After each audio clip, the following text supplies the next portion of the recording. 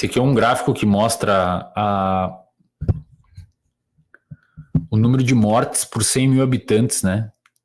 Homicídios por 100 mil habitantes no mundo.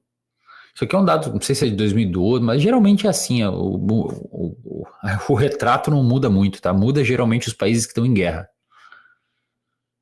E como isso daqui é um dado mostrando por 100 mil habitantes, isso permite com que a gente faça comparações entre países com diferentes populações, né? A gente fazer uma comparação entre Uruguai e Brasil em números brutos é complicado, ou sei lá, Islândia, que tem 500 mil habitantes, e Brasil, que tem 220 milhões, não dá, né? Mas quando a gente faz um por 100 mil, aí o dado fica mais coerente. E aí, se vocês olharem, geralmente o Brasil tá sempre pintadinho de vermelho, tá? Nesses gráficos não tá roxo, né? Acima de 30. Talvez agora tenha passado, tá? Mas a gente é complicado. América Latina, de uma maneira geral, tirando o Chile, né? Que assim é uma população muito parecida com os países da África, né? Em termos de violência, né? Lembrando que nos países da África, tipo aqui a República Democrática do Congo ou outras regiões, os caras estão em guerra civil, né? Na República Democrática do Congo, por exemplo, estupro é uma arma de guerra, né? Os caras estupram homens como uma forma de marcar território, assim, de fazer uma violência psicológica nos outros. Então lá quase todas as mulheres foram estupradas, os homens foram estuprados, é um país muito, muito, muito violento. Não queira se perder lá no Congo.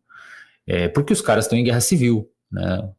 O Congo até um tempo atrás era uma fazenda de um rei da Bélgica. E aqui no Brasil, o Brasil geralmente está colorido, nesse caso aqui, desse gráfico, com a mesma cor do Congo, né?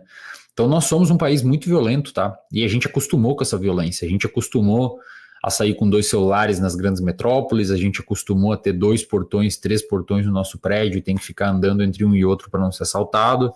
A gente acostumou a não poder andar à noite na rua porque vai ser assaltado. A gente habituou, né? Existem circuitos que vocês aprenderam nas aulas do RD que explicam essas habituações.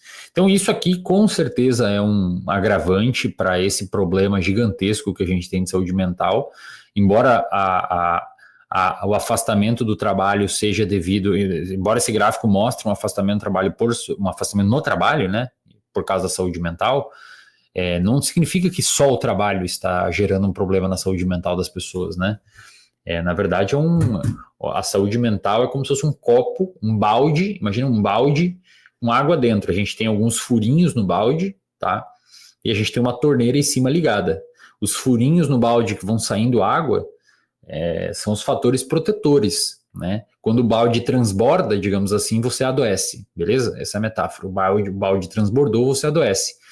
O furinho no balde são os fatores protetores. Exercício físico, bons relacionamentos, previsibilidade, incluindo financeira, sono, controle emocional, evitar o uso de drogas, enfim, tudo aquilo que vocês já aprenderam em todas as aulas aqui do RD.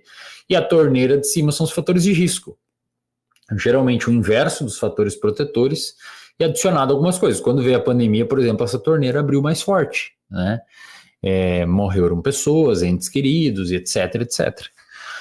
Só que com certeza uma das coisas que abre bastante essa torneira aqui é violência, cara. Violência gera imprevisibilidade. Esse gráfico aqui não é normal dentro de um...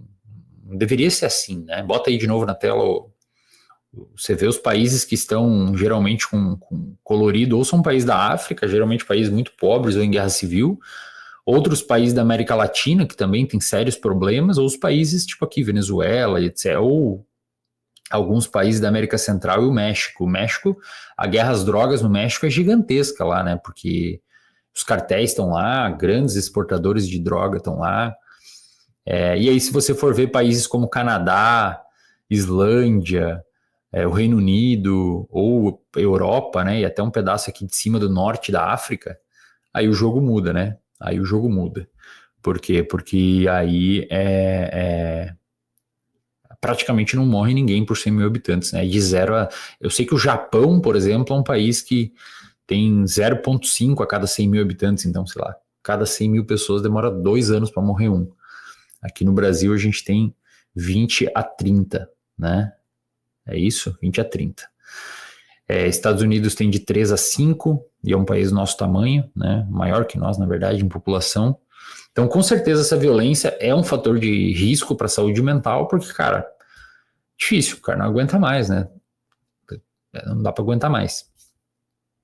Outros problemas aqui do Brasil também, problema na educação, a gente já falou 1000 vezes isso, a gente tem dados mostrando que falta de educação é um fator de risco para demência no Brasil e na América Latina, o que não ocorre em outros países como a Europa e Estados Unidos, Austrália, ou o leste europeu, porque nesses países os caras resolveram o problema da educação, né?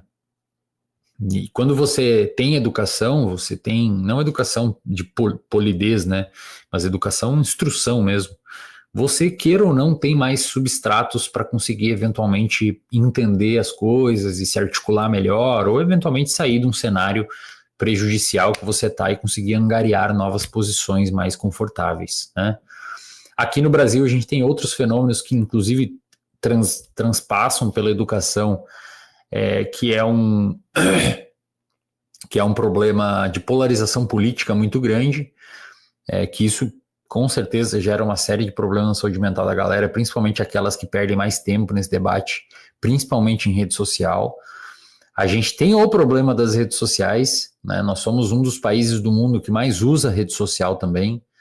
Então a gente fica o dia inteiro ali dentro, horas e horas usando, e só coisa rápida, toxicidade e etc. Isso com certeza prejudica a saúde mental. Eu vou falar, eu estou escrevendo meu livro, e para escrever meu livro eu estou basicamente não utilizando rede social. Eu entro, posto as coisas, eventualmente entro, respondo as caixinhas e saio.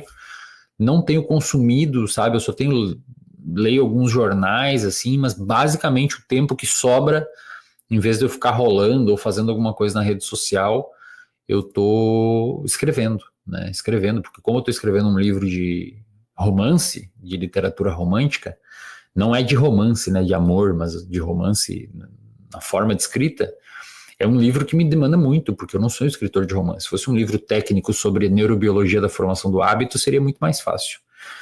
Então eu tenho que pensar os diálogos, e às vezes não fica natural, é complicado. E eu fico ali pensando, e aí quando eu não estou pensando, quando eu estou correndo, quando eu estou ficando em momentos contemplativos de forma mais recorrente. Coisas que eu não fazia antes também, eu ficava na rede social, e o cara acaba não tendo mais tempo para pensar em nós mesmos, né? Então, com certeza, esse boom de rede social e a gente utilizando é um problema. Inclusive, a gente falou numa live aqui dos trabalhos do Jonathan Haidt, se não me engano foi na última live, não lembro, acho que foi na última live,